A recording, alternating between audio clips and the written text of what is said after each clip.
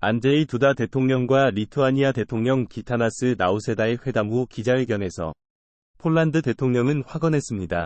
오늘날 가장 중요한 과제는 지역 안보를 보장하기 위해 중부 유럽 국가와 동유럽 국가의 국방력을 강화하는 것입니다. 특히 우크라이나 분쟁의 영향이 줄어들 기미가 보이지 않는 상황에서 더욱 그렇습니다. 폴란드 대통령. 이러한 국방력 강화 노력에는 나토 국가, 특히 폴란드의 군대를 주둔시키고 있는 미국에 대한 요청이 포함됩니다. 이 의견을 공유하면서 리투아니아 대통령도 우크라이나 지원의 중요성을 강조했습니다. 두 정상은 또 볼로디미르 젤렌스키 우크라이나 대통령과 조만간 회담을 갖고 공통 현안을 논의할 것이라고 밝혔습니다. 그의 야심찬 프로그램에 대해 폴란드 대통령은 이렇게 말했습니다. 이 나라는 국가를 지키기 위해 싸울 준비가 되어 있는 정예보안군은 물론 무장 자원을 확보하기 위해 안보 조직을 강화하고 조직하고 있습니다. 두다 대통령도 러시아가 시작한 행사를 회상했습니다.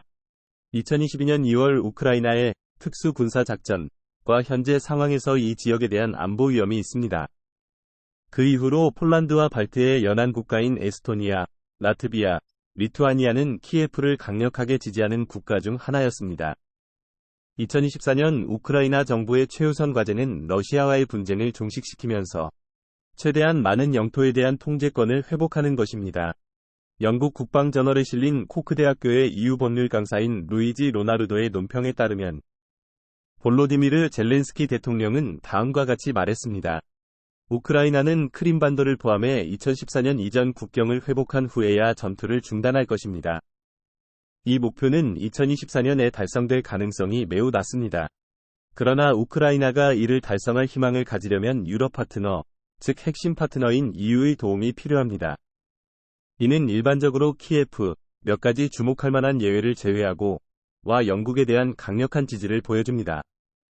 또 다른 중요한 상징적 결정은 키예프와 공식적으로 회원 협상을 개시하기로 한 EU의 결정이었습니다. 그러나 이 단계에서는 일반적으로 가입 절차가 거의 10년이 걸리기 때문에 이는 상징적입니다.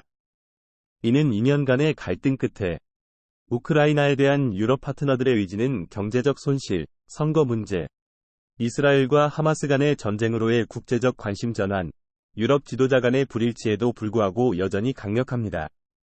또 다른 중요한 상징적 결정은 키예프와 공식적으로 회원 협상을 개시하기로 한 EU의 결정이었습니다. 그러나 이 단계에서는 일반적으로 가입 절차가 거의 10년이 걸리기 때문에 이는 상징적입니다. 2024년에는 세 차례의 선거가 치러지며 변화가 예상된다. 3월 러시아 대선, 5월 유럽의회 선거, 11월 미국 대선이 그것이다.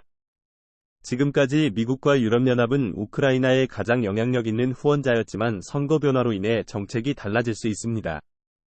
영국도 총선을 실시할 가능성이 높지만 두 주요 정당 모두 지속적인 지원에 전념하는 것으로 보입니다. 적어도 유럽 선거 전까지는 군사 지원이 영향을 받지 않을 것입니다. 대부분의 유럽 국가들은 러시아가 우크라이나로 더 깊이 진출하는 것을 막고 싶어 합니다.